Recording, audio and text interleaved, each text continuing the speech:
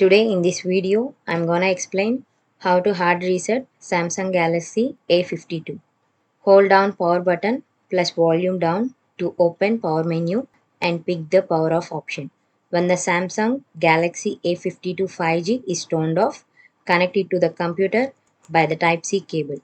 Push volume up and the power at the same time.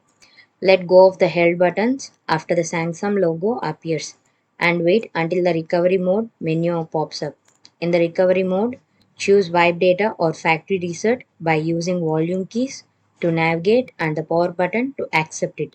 Select factory data reset using the same buttons as before.